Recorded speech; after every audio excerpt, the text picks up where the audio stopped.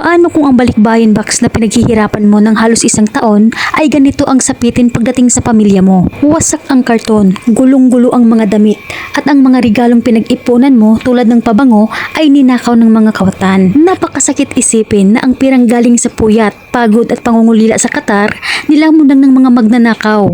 Kung sa inyo mangyari ito mga kababayan, hindi ba kayo magwawala sa galit? Kaya't nag-alboruto ngayon sa galit ang isa nating kababayan, hindi lang sa magnanakaw kundi pati sa gobyerno. Sa kanyang post, sa wakas, na-receive ko na yung balikbayan box na dapat ay 2 jumbo, ay nagiging medium.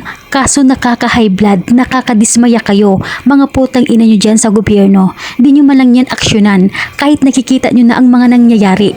Mga hinayo pa kayo. Tingnan nyo ang mga na-receive namin na box. Qatar to Philippines, almost 1 year. Ito na ang mga laman. Yung maganda ang pagka-package ng mga OFW, iniingatan at dugot pawis para lang mapasaya ang pamilya dito sa Pilipinas. Kaso ano ito, yung nakuha na naging basura? Kitang-kita sa post ni kabayan ang pait at bagsik ng galit dahil halos isang taon niyang pinaghirapan at iningatan ang bawat piraso mula sa Qatar. Tapos pagdating dito ay parang basurang pinagpiestahan at ninakawan lang ng mga walang hiya. Kita niyo mga kababayan, kawawa yung pinaghirapan ni kabayan dun sa Qatar.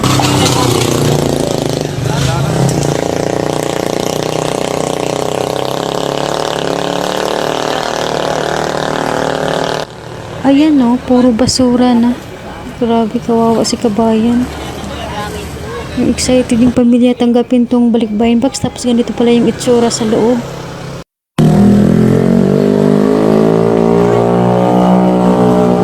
Tingnan yung mga kabayan, pati yung toothpaste. Hindi din pinagpas na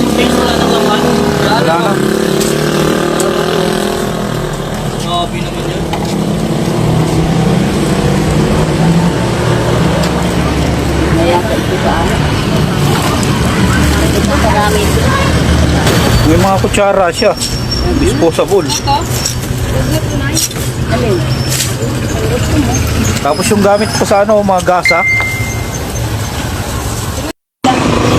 O, saan na yung tulay? Ano ito ya? Wala na rin naman yan.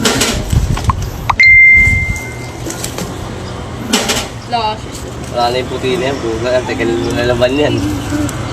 Ang pinagpili kinuhaan niya, no? Kaya para sa iba nating mga kababayan OFW na nanonood ngayon, magtanong lang ako, ano ba para sa inyo ang mga cargo forwarder na subok na at talagang mapagkakatiwalaan? Comment nyo naman sa ibaba ang inyong mga karanasan para malaman at maiwasan ng iba nating kababayan para hindi na sila mabiktima.